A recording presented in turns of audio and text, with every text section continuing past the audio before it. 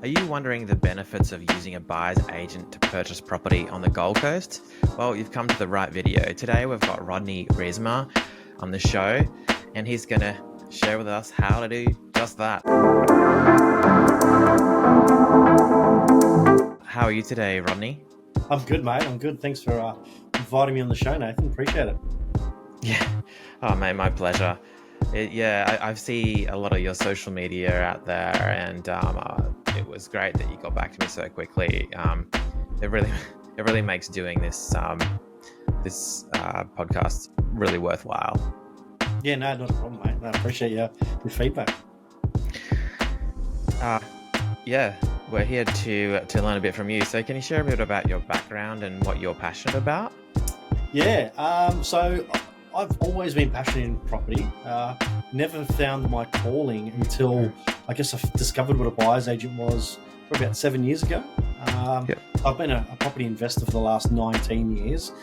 Started basically when I was 21, purchasing property, and like I loved it. It was built in my DNA. My father was right into real estate as well.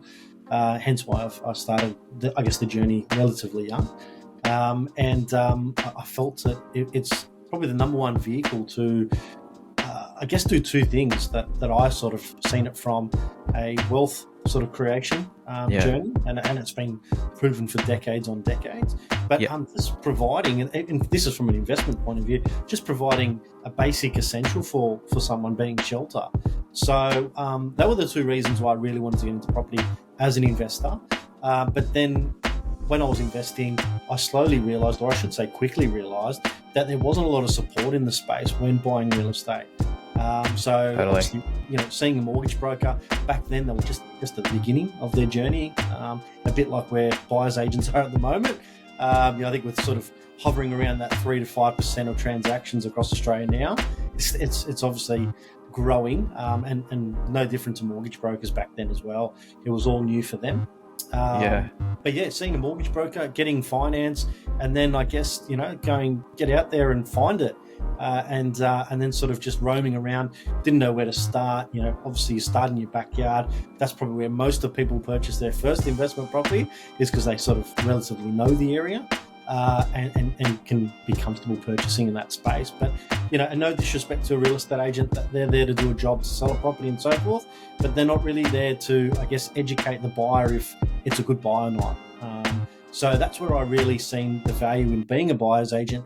Was, fits in with line with my, my model, my ways of working and supporting people. And it just resonated with me to help people on that front. So when I found out what a buyer's agent was 7 years ago, I thought, how can I start this journey? So got in there, studied, obviously become a fully qualified licensed real estate agent, then obviously transitioned into that buyer's agent space and did some more, some training around there, and then started my business. So, been in business now a little bit over 3 years.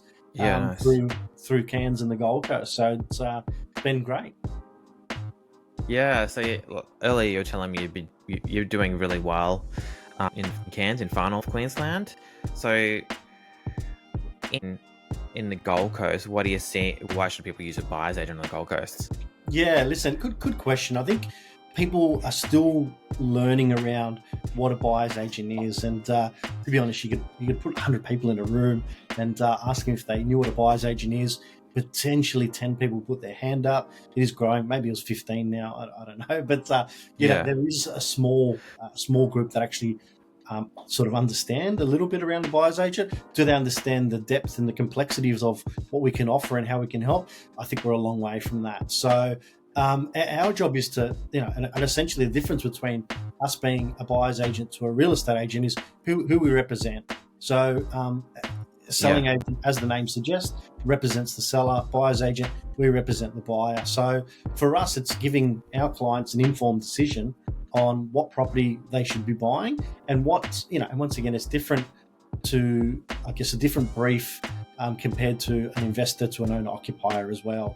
So sometimes it might be lifestyle, sometimes it might be, once again, in terms of generating future wealth, which I strongly believe that that's what the property market can do if you choose the right asset and hold it for a long period of time. You can definitely do well. So for us, and I guess me in particular, being on the ground, having team on the ground, knowing the area, knowing the agents, and demographics to DA approvals, what's happening that's actually going to impact that potential asset. And like I said, whether it's an investment property or owner occupier, we still see it as an investment. You don't want to buy a lemon. And I think people, they use an agent to sell a property, which is probably 95% of the time. But I think the big thing that people don't realize, or maybe they do later on, or they don't think about it in detail, is when do you actually make money on a property? And it's actually when you buy it. If you buy a lemon, it's always a lemon. So I think fundamentally, people flip the lens a little bit on it and say, right, this is where I see, I guess, the value of using an expert in that space that is working in my corner. Is going to bring things to light. And as you probably know and appreciate, in Queensland, it has the least amount of disclosure in Australia they need to provide to a buyer. This is trying to change it. The bill's been passed. It's going through legislation. We probably won't see anything until mid to end of next year. But once again, it's not a deal breaker where everything's going to be highlighted to a buyer either. So, absolutely, yeah. But like a couple of properties we've looked at, the buyers have if it's been on a property for like an extended period of time, there might have been 5 or 6 building and pests done on it, and that they're just still trying to get more for the property, and they might release that information. Whereas, if it says it's got property's got termites or something that's potentially dangerous, but the real estate agent wants to get the most for it, people still going to buy it and going to have to fix that issue. And so sometimes you wonder, does a seller agent, wouldn't they really want someone that's happy with it and just share that information? So that's just so I know where you're coming from there. So, it's a great area, and you're right. End of the day, where does real estate make money? Is obviously when they're selling property. But if they do build that relationship from the beginning by selling a good property or a property that has opportunities, then those opportunities are brought to light. The chances of them being able to sell that property in the future is going to be far greater than not disclosing certain things. But at the same time, if you read the letter of the law that I guess that separates the selling agent and buyer's agent is who you're representing and do you have that client's best interest at heart. So once again, totally. Can they sort of say to a buyer, yes, the property's in a flood zone, and is that doing the right thing by their client? Yeah. Great area. And I think that's the thing as well, is they've got to be careful on what they disclose, and if that is not representing their client's best interest, well, there's a bit of a breach in that that piece of the puzzle as well. Yeah. It all comes down to the house that's, the potential issues of the house that's being sold, I guess, or bought. So I know that the Gold Coast property market, I saw an article saying it's some of it's more expensive than Sydney now. How are you finding going from far north Queensland to the Gold Coast as a buyer's agent? How have you found that journey? Yeah. So it's interesting. So originally from Sydney, lived in Sydney for 30 odd years, moved to the Gold Coast 2014-ish, and was here for a few years. Then went up to Cairns and started the business up there, and then come back. So sort of know both areas quite well. But in that time frame, so I spent 4 years in Cairns or thereabouts, and just in that time frame, coming back to the Gold Coast. And I did sort of come back and forth, but I moved back into my house that I originally had before I moved to Cairns. And just noticing that the change in the market, the streets, the demographics, it's just, there's so much that's changed. It's just been amazing. So I think two different markets with it. Firstly, and once again, two different clients, we found that over the COVID period, Cairns absolutely just jumped on the map tenfold. I think people just really valued lifestyle and being locked up. And we had a lot of Victorians that sort of reached out and said, I'm sick of living, I guess, in a tight little shoebox, can't leave. We've had the worst lockdowns in the world and so forth. And coming up to Cairns and not building, I guess, a new life, a new lifestyle. The affordability was great, and it still is. Cairns has been a flat market prior to COVID for the last 10 years, and now it's obviously exponentially growing.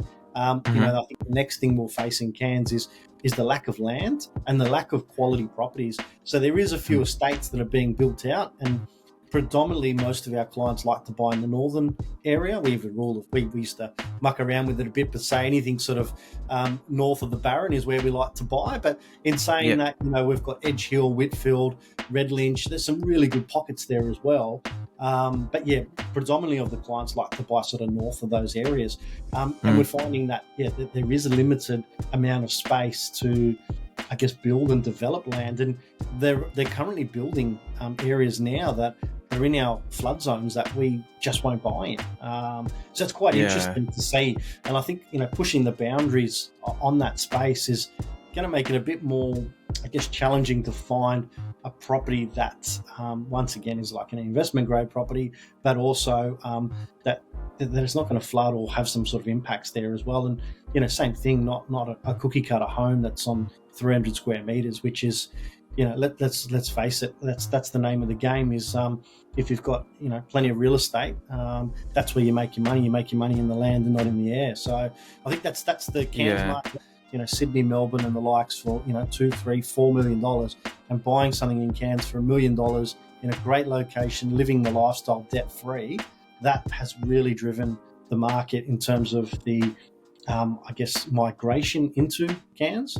Yeah, great. And then Zoom's probably the best thing that's ever come out of COVID. Now you can work from home.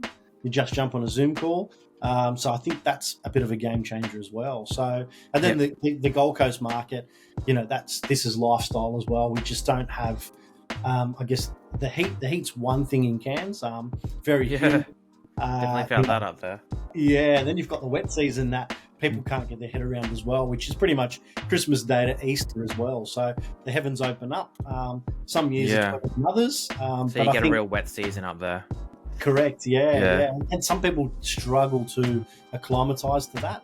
And, it's interesting. Being an investor, I normally don't buy investment properties with swimming pools. However, Cairns, it's a bit of a draw card because it is so hot. You theoretically, you can, but I don't suggest swimming in the ocean because everything's trying to kill you in there. So, crocodiles and stingers and the likes, and then you've got everything else that the rest of Australia's got from sharks and the like. So it is a challenge, but once again, a bit of a draw card having a swimming pool there, so people can cool off throughout the year because, winter's the best time up there. And, I think you sort of get lows of, 20 degrees, which is just amazing from anyone coming, I guess, south. So, different markets, but, the Gold Coast is one of those ones where, lifestyle and the affordability, like you said, it is getting tougher in the market space. We're starting to see a lot of zoning, I guess, changing and being sort of put under the microscope. So we're going to see more and more blocks of land subdivided to meet the demand. Coming into the council's Olympic getting Games, a bit tougher. Yeah, coming into the Olympic Games is going to be driving that as well. So that's a bit of a draw card by people that are wanting to get in there now to sort of capitalise on that potential growth that's going to come with the Olympic Games. So yeah. One thing about Cairns and the Gold Coast, I'm into a bit of mountain biking, and those two areas are both pretty massive for that. And that's a tourist card that a lot of people are, particularly in mountain biking, they like to pitch it as the new ski fields, that sort of thing. You know Absolutely. what I mean? It's mad. What's that? A couple of years in a row now, Crankworks. Crankworks is know about that. Crankworks is massive. That drew in heaps of people, and it still does. And we've got lots of clients from that space that have gone, "Man, this is an amazing place. How good would it be to live here?" And we've helped them secure property. So No way, that's pretty good. yeah. Like Gold Coast has, I think it has two. I know of two good locations there. I know one, two like private bike parks and a public one, and then you got a couple, like a new one that just opened just south of the border. Like in New Zealand, the mountain bike industry pulls more money than the logging industry. Yeah, wow. Yeah. Which is crazy because they got a lot of logs. Yeah. But it's just a fun fact that I'm personally interested in. But like that's the same with the Gold Coast. So there's a dealership here. I'm probably giving them a plug, but that's okay. They deserve it. It's plug away. It's called JSW, and they are the biggest jet ski dealer in the world. And the Gold Coast, they've won that like 10 years in a row since they've opened, basically. And madness. It just shows you that water sport environment here is huge. And if you're sort of in the northern end of, I guess, the Gold Coast, well, that's where you like to do your boating and jet skiing, is sheltered by North and South Stradbroke Island. And even though it can be a windy day or whatever it may be, it's pretty calm in there. And generally, the Broadwater sort of area. Correct. Yeah. So what a place to have a jet ski or go boating. And we've often taken our skis and boats all the way up to Tangalooma, and that's nice. amazing up there. So yeah.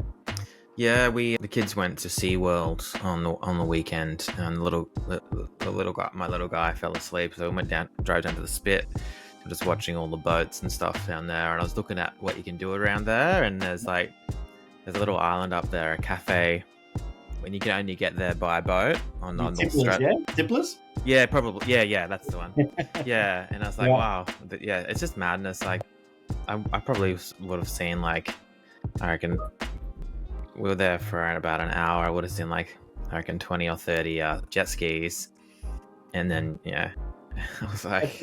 It's crazy. I remember when I sort of worked in the corporate world, if you like, so my background supermarkets, and back then, like, I saw that. A bit of visual merchandising, bit of a creative, hey. Yeah. So, I lived in I guess where my supermarket was previously. So, and I used to just jump on the jet ski, head out to Tipplers in the morning, have a coffee and some breakfast, come back, wash the ski off, and still get to work by 8:30, 9 o'clock every day. So it was a great lifestyle. Pretty dreamy. When the sun comes up in summer, it's 4:30, 4 o'clock in the morning. And I'm an early riser, so I'm up every day at 5. Yeah, so same. It's an amazing lifestyle. Yeah, it's hard to beat that. It's hard to beat that. But those people that they can work anywhere, but they're into water sports. It's hard to beat that. Boating, water sports, whatever. So there you go. Nice. So what would you tell a first home buyer or an investor about buying to gain advantage of other buyers in the Gold Coast? Yeah, listen, I think reach out, be curious in terms of who can be out there to support you. And when I painted a picture, to be honest, of who my ideal avatar was, it was first home buyers, because I remember when I was a first home buyer and an investor, like I said, there wasn't really people out there to support. Buyer's agent weren't really a thing. So you sort of have to make some mistakes and learn from it. And as I've always said to friends and family, the best thing is to try and learn from someone else's mistake. That's the first part. And if you can, or if you can't, I should say, then learn from your own. But sometimes it's a costly mistake. If you buy the wrong asset, well, then you're stuck with it unless you can, I guess, pull the wool over someone else's eyes or whatever it may be to try and on-sell that. It's going to hurt you potentially. And we've heard heaps of stories of people purchasing, I guess, lemons, if you like, and costing them a lot of money. And yes, they might have been able to sell it and try and get out of it, but at what cost? Some people are buying things and losing, 100, 200K on what they purchased it just because they bought the wrong sort of asset or property. So I think first thing is get some advice, whether you use, like, obviously I'm here to to raise the flag for the buyer's agent space, and obviously I believe it. I've purchased property personally myself, interstate, and I've purchased in Adelaide and all sorts of places, and I've actually used the buyer's agent. So I definitely practice what I preach there. But get some advice, even if you don't use a buyer's agent. Generally speaking, they're pretty happy to share bits and pieces and things to look out for. So we provide a lot of free reporting to people that reach out to us all the time. So we've started pages moving to Cairns, moving to the Gold Coast, different groups to educate people on what's happening in the area, celebrating some success stories, of course, but just really being, I guess, into the detail in terms of why those areas, what can I learn, and try to get into the details so you don't make a mistake. So that's probably my biggest advice, is whether you use a buyer's agent or not, just do some research before you pull the trigger.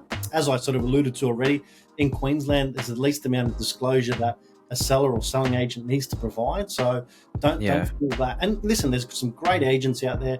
There's some bad agents. We've got them in every industry. So don't feel that everyone's going to say, hey, don't buy this. End of the day, that, like I said, that agent has a job to do, and that's move that property and act in the best interest of their client. So do some research and make sure you buy a good property. Yeah, I love that you give a lot of value. We'll leave your details below, and I think it's very generous of you. Yeah, it's good, very good. And I think paying it forward and giving some people some insight into things to look out for, is what we're about. We like I said, our biggest client that we wanted to focus on was first home buyers, and we know how tough it is. And sometimes it is a challenge we're not a free service. We obviously charge a fee. So, it's sometimes a challenge to come up with a deposit, pay for stamp duties, conveyancing fees, and so forth, that they struggle sometimes to maybe even, educate, engaging us with the fee associated to our services and so forth. And we understand that. Most agents will, in terms of buyers agents, will offer a number of different services, whether it's just representing them at auctions. And auctions are a big one. And here's some free info as well in relation to that, is a lot of people just don't know that, when you're bidding on a property, the vendor or the auctioneer can put as many vendor bids in as they want, as long as it's underneath the reserve price. So people just don't understand that and keep bidding and bidding and bidding. And theoretically, you're almost bidding against yourself. So there's lots of bits and pieces. So a buyer's agent can represent you at an auction. If you had a property in mind, they could just potentially do negotiation only on that and facilitate it. Or if you don't know where to start, where to buy, postcodes, suburbs, locations, and the like, they can actually do all that as well, and then have access to what we call off-market properties, or pre-market as well, where the general public obviously goes for realestate.com and domain. So there's a number of opportunities that we can provide to buyers. So I think fundamentally, happy to share bits and pieces. We put off-market properties to our database all the time, and happy to share that. So for us, it's all about giving a little bit of insight. Obviously, there's a lot of moving parts, from time to due diligence, and the relationships that you have. Relationships are a massive one. You got to think that when you engage a buyer's agent as a buyer, and we're walking through properties looking for the right fit for them, and we see a selling agent, 9 times out of 10, probably 99 times out of 100, a selling agent will say to me, Rodney, do you have a client? And I'll always tell them yes or no.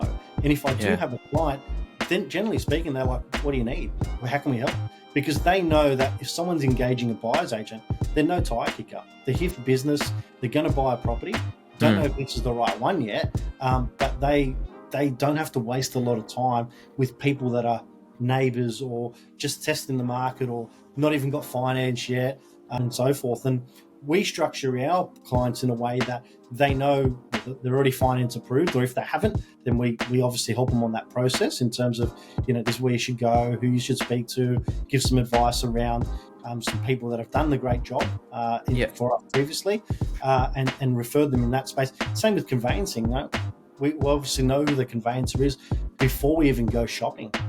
So our clients are completely qualified before we even walk through a property.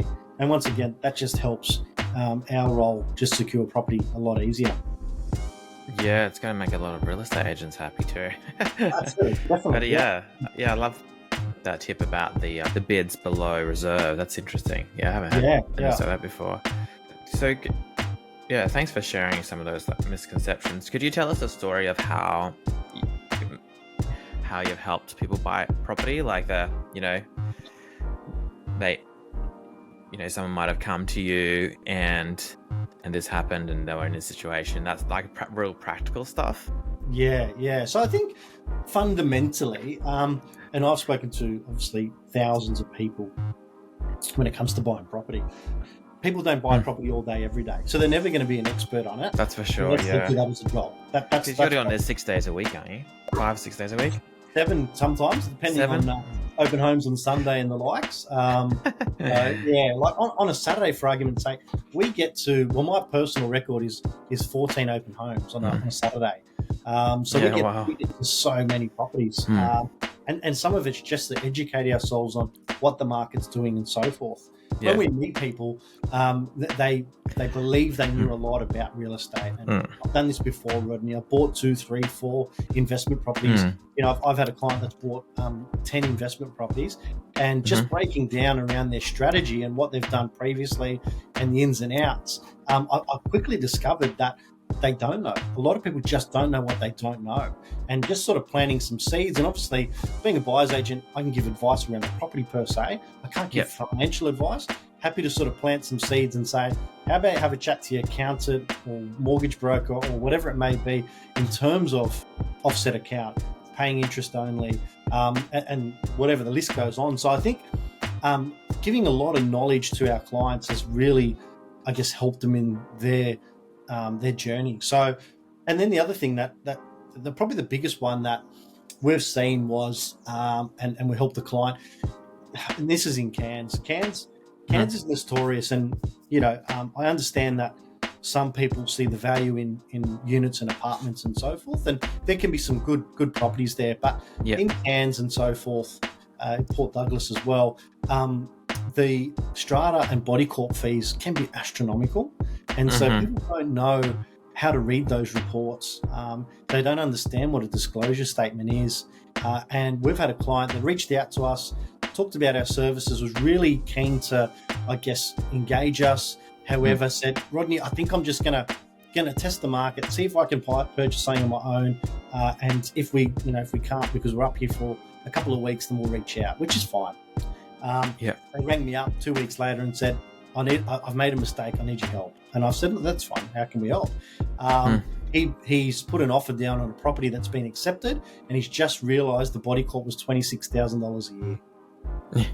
And he said, how do I get out of it? But once again, it's just bringing to light some of the opportunities or lack of opportunities that people just don't know. So I think that's where we can really help people, is just, we do this all the time. We know the tricks of the trade. We know what to look out for. And, ultimately, like I said, I alluded to it at the beginning, was when you buy a property is the most important time where you're actually going to see, I guess, the value. So some people sort of say, I guess maybe there's a fee associated with a buyer's agent. But I think the way I sort of look at it as well is anyone can paint a house. Yeah, people paint. I've tried. People buy houses all the time, But whether they're going to be a professional at it and leave things on the table, that's questionable. Same with the paint. How long is the paint going to stick on the walls? How much do you pay for the paint? What kind of prep? All the rest of it. So there's a method behind it, isn't there? So yeah. Well, that's the thing. And if you're doing this 7 days a week, and someone calls you up and they've got 1 or 2 days a week, like there's a lot of people are working. You're every month you're doing what they can do 3 times as much, 3 or 4 times as much. So in real market time, you're outpacing them, out-knowledging them, so they can leverage your knowledge. And I think that especially as employees, like for employees, for corporate employees, let's say, you do downplay your own time, and for the biggest purchase of your life, leveraging that, getting the deal, getting into a deal quick, and knowing how to go negotiate and write a good contract and getting it done. It's hard to look past. Yeah, no, absolutely, yeah. And it's funny, you just sort of brought to mind, like I said, I've got probably thousands of stories we can speak. Yeah. I'm sure, but there was one scenario where, once again, this is a Cairns story, but they were on holidays and they're looking at open homes and going to them pillar to post, and really, you're on holidays, you should be embracing that. That's what you're sort of mainly there for. So, that's the first thing they sort of ran into, was we didn't enjoy a holiday because all we did was look at property, didn't know what we were looking for exactly, but we just went out there. And then they sort of reached out. We had a quick meeting with them, and about 2 weeks later, they sort of reached back out to us and said, Rodney, we put 3 offers on properties, and we missed out on all 3. And I said, oh, okay, well, what was the barrier? How did you miss out, and so forth? And they said that it was already sold before it came to market, but it was under contract. Sorry, not through the settlement period, where there was still cooling off phases, whether subject to building and pest or finance, whatever it may be. And those 3 properties we actually bought for our clients. Awesome. Yeah, sorry about that. But, I guess that can happen. Have you seen that happen on the Gold Coast too? Like, off the market? A little bit. Yeah. The Gold Coast, and it's a challenging market at the moment. There's not as many people looking to sell, and that's across the. That's it. Yeah. The world, but from what I can hear. Yeah, that's what I've heard. Yeah, so we are working harder than ever to try and secure more off-market properties. But once again, properties are a supply and demand game, and any of the vendors out there that want to try and get absolutely top dollar for their property, they're obviously trying to go to market and create an auction environment without going to auction per se. Yeah. So yes, it can be a challenge in that space, but we are still getting a lot of access to off-market properties. We prospect ourselves as well. Lots of people sort of come to us, lots of agents. Hey, my vendor doesn't want to go to market, looking for a buyer, don't want an open home, doesn't want to sign out the front, going through a divorce, don't want my neighbours to know. There's a number of reasons why people don't want to go to market. So those ones too that we are securing. So, but yeah, probably at the moment, from what I see, it's probably a hotter market on the Gold Coast than in Cairns. There's a bit more demand. Like Cairns is not for everyone. It's a hot place. It's humid. It's got wet season. People feel isolated and so forth. But people that want that island lifestyle, it's perfect for them. Yeah, absolutely. So on the Gold Coast, you've got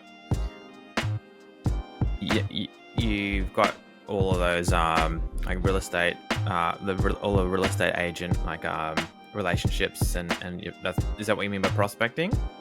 Yeah, so we can prospect, I guess, from that perspective. And generally speaking, our process is, once we understand our client's brief and we've nutted that down, because that does take some time. We might have our clients say, yep, this is what I'm interested in, and so forth. And then we start, I guess, sourcing, we start presenting properties to them, and then we start uncovering, actually, I prefer the backyard facing north, or I don't like the feng shui of the house, and lots of things come to light in the first few weeks, and then we sort of knock that brief down. So generally, when we've nailed the brief, then we'll send that out to all the real estate agents in our local area, saying, hey, this is what our client's looking for. And generally speaking, they'll reach out saying, hey, Rodney, we've got this, we've just appraised it, whatever it may be. The astute real estate agents are going, thanks for sending that to me, Rodney. We're going to use this to actually prospect with. So that's happening a lot as well, which is great. That great. Really means you're in, you're really in the market. You're respected if they're doing that with you. Because I haven't heard, I interview buyers agents. I've never. That's next level. That's great. Yeah, and they can see it. If we've got a qualified buyer looking for that individual brief, and they can find the seller, well, it's just the perfect match, isn't it? Where can people find you? Where's the best place for people to find you? Yeah, obviously we can post the links below and so forth as well. You know, the Cairns business up there and the team is F&Q Buyers Agent, and that's .com.au. You can see us on socials. You can come to our homepage. You can book in an appointment. Happy to have a free chat with anyone. Understand what you're looking for and your needs, and you know, if we can't help you, we can put you in contact with relevant purchase partners that might, whether it's a mortgage broker or a building and pest person, conveyancing, the list goes on, removalists. Like, we link in with a lot of parties. So it's not, I guess, not just us purchasing the property. We can make the whole process. Like, for instance, in Cairns, we work closely with pet sitters. So lots of people like to drive. Our number one client in Cairns is actually Brisbane, followed by Victoria, then Sydney. A lot of people like to make the drive up there. So they'll put their pets on the plane, which will probably drive them crazy. The dog's barking the whole way. All their cars packed with all their belongings in there, all the personal sort of belongings. So they'll put their pets on a plane, they'll fly them up, we'll connect them with a pet sitter. Pet sitter will go to the airport, pick them up, look after them until they get up there. So anything we can do to help that service, that's what we're about. So yeah, and then obviously our Gold Coast one is goldcoastpropertybuyers.com.au, or I should say DC, propertybuyers.com.au. Don't want to miss that one. So letter G, letter C, propertybuyers.com.au. Nice one. Yeah. Because I think we did all right. It wasn't too many stops and cuts I think you'll have to make, I guess. I think it's pretty... So you've got, gcpropertybuyers.com.au, Gold Coast Property Buyers. Buying property is a big decision. There are a range of factors to consider, and if you don't know what you're doing, you can lose valuable time and money. Love it. Yeah, cool. And you've got some nice Google reviews on there on what a buyer's agent is, because some people think it's an art dealer, apparently. Yep. Have you had that as well? But yeah. What's that?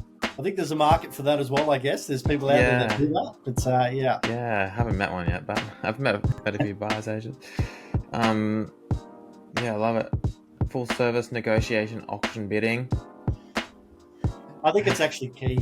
I think communication is a massive part of what we do, and understanding and listening and understanding. So to be honest, most of our discovery calls, when we speak to people, it's all about them, and it's about their needs and how we can help, and it's not about us. So yes, you know, there's a bit about what we do and how we do it and so forth, but I think once people understand the value of a buyer's agent, it's over to us to understand how we can help them, what they're looking for in particular. So I think that's very important, and we use another plug here. We use Monday.com as our CRM, which is a great platform. We invite our clients to what we call a board. Every client gets a board, and they can actually see all the, I guess, details, the journey, what we're shortlisting, when we're inspecting it, all the reports, and everything's black and white there. Or actually, it's quite colourful, but figure of speech, I guess. It's simple. You lay it out there for them. Yeah. And then we invite the purchase partners to the boards as well, obviously with the consent of our clients. So mortgage brokers and the conveyancers, they come on there as well, and they can actually track and comment and communicate on each board. And yes, this is what we're looking for. Hey, like as in, this is the property we found. Are you okay with a 14-day finance clause, or the conveyancer? Are you okay with the contract to sale? You know, once again, making sure that they've given us the advice, or our client, more importantly, the advice around that contract to sale as well. So the communication with the tools we use is second to none. Yeah, it's great to hear you laying it all out there, because it can be really stressful for such a big decision. Buying a house, or buying a range of investment properties. So, guys, if you enjoy this, enjoy these tips from Rodney, make sure you subscribe below, and check out gcpropertybuyers.com.au right now. Thanks for joining us, Rodney. Buyers agent. What's that? Don't forget the other business, F&Q Buyers Agent. There you go. Yeah.